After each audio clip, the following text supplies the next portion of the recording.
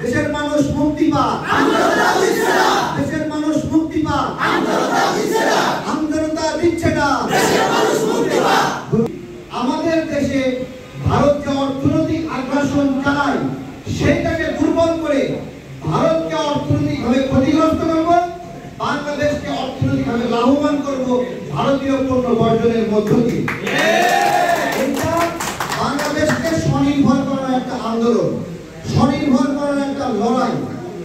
আমরা আমজনতার দল প্রতিষ্ঠিত হওয়ার আগে থেকে আমাদের একটা অস্তিত্ব ছিল, সাংগঠনিক অস্তিত্ব ছিল, যে অস্তিত্বের মাধ্যমে আমরা আগ্রাসনের বিরুদ্ধে লড়াই করতাম এবং দেশের সার্বভৌমত্বের জন্য লড়াই করতাম।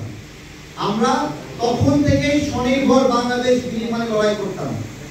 আমরা আমাদের এই রাজনৈতিক পথ চলায় একটা বারের জন্য আমরা নিজেদেরকে কোনো আসনে নির্বাচিত করার জন্য কোনো মনোবাসনা পোষণ করি নাই। আমাদের ধ্যান এবং খেয়াল নিজেদেরকে নির্বাচিত করার দিকে ছিল না। আমরা পুরোটা সময় প্রত্যেকটা দিন ভারতীয় পণ্য, ইসরায়েলি পণ্য বর্জনের ক্যাম্পেইনের মাধ্যমে দেশের উপকার করার চেষ্টা করেছি এবং আমরা আজকে প্রতিজ্ঞা করছি যে আগামীতেও নির্বাচনী প্রচারণার চেয়ে আমাদের আগ্রাসনের বিরুদ্ধে যে প্রচারণা এবং ক্যাম্পেইন সেটাকে আমরা অধিক গুরুত্ব দেব। আমরা যতটা সুযোগ পাবো প্রত্যেকটা দিন দেশের উপকার করব এবং প্রত্যেকটা দিন আমাদের দেশে ভারত যে অর্থনৈতিক আগ্রাসন চালায় সেটাকে দুর্বল করে ভারতকে অর্থনৈতিকভাবে ক্ষতিগ্রস্ত করব, বাংলাদেশকে অর্থনৈতিকভাবে লাভবান করব ভারতীয় পণ্য বর্জনের মধ্য দিয়ে।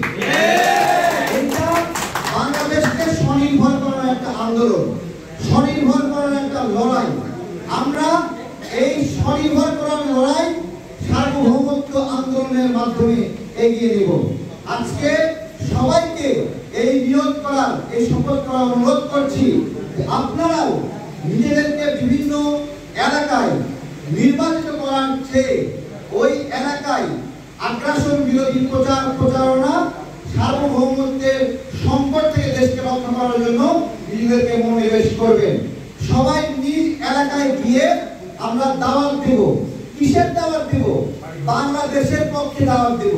সবার আগে বাংলাদেশ, এই কথাটা সবার কাছে গিয়ে বলবো এবং আমরা দেশীয় পণ্য ব্যবহার করব, দেশের উপকার করব এবং আমরা আমাদের দেশের টাকা দেশে রাখবো। এই দাওয়াতগুলো প্রত্যেকটা দিন আমরা দেব। কেন দেব? কারণ গত 54 বছরে আমাদের এখানে আমরা ভারতের প্রতি নতজানু হওয়ার একটা কালচার আমরা দেখেছি।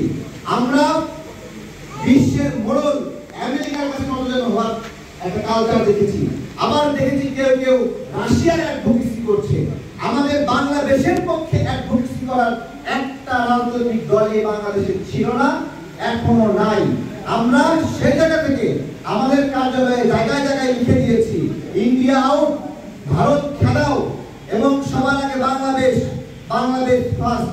এই কথাগুলো বারবার আমরা বলছি এবং আমরা যেখানে যেখানে কাজ করব আপনারা খেয়াল রাখবেন আপনাদের এলাকাতেও যারা দেশের পক্ষে কাজ করে, যে দলেরই হোক, দেশের পক্ষে কাজ করে, সার্বভৌমত্বের জন্য কাজ করে, তারা যেন জনপ্রতিনিধি হয় এবং যারা ভারতের দালালি করবে, আমেরিকার দালালি করবে, বিদেশি শক্তি দালালি করবে, বাংলাদেশের স্বার্থের বিরুদ্ধে অবস্থান নেবে, তাদেরকে ল্যান্ড করা, হারানো আপনাদের নৈতিক দায়িত্ব। এবং আগামী 5 বছরের মধ্যে আমরা এমন একটা পরিবেশ এবং পরিস্থিতি তৈরি করার লড়াই করব যে যেই দলেরই হোক, যেই মতেরই হোক, আমাদের সংসদটা যেন ভারতের দালাল মুক্ত একটা সংসদ হয়। যেই সকল দলে দেশপ্রেমিক ভারতের বিরোধী রাজনৈতিক নেতাকর্মী আছে তাদেরকে সহযোগিতা করবো দরকার হলে। কিন্তু আমরা এমন একটা পরিবেশ চাই যে আমাদের সংসদটা হবে ভারতের দালাল মুক্ত একটা সংসদ। সেই দলের লোকই হোক, ভারতের আগ্রাসনের বিরুদ্ধে হলে তাকে বিজয়ী করার জন্য আম জনতার দল সর্বোচ্চভাবে চেষ্টা করবে। আপনারাও এলাকায় এলাকায় ওয়ার্ডে কমিশনার, কাউন্সিলর, মেম্বার চেয়ারম্যান, উপজেলা চেয়ারম্যান, জেলা প্রশাসক, জেলা চেয়ারম্যান প্রত্যেকটা জায়গায় দেখবেন যারা দেশের পক্ষে, সার্বভৌমত্বের পক্ষে, তাদেরকে জান দিয়ে আপনারা সহযোগিতা করবেন, আমরা জান দিয়ে সহযোগিতা করবো ইনশাআল্লাহ। দেশের মানুষ মুক্তি পাক, দেশের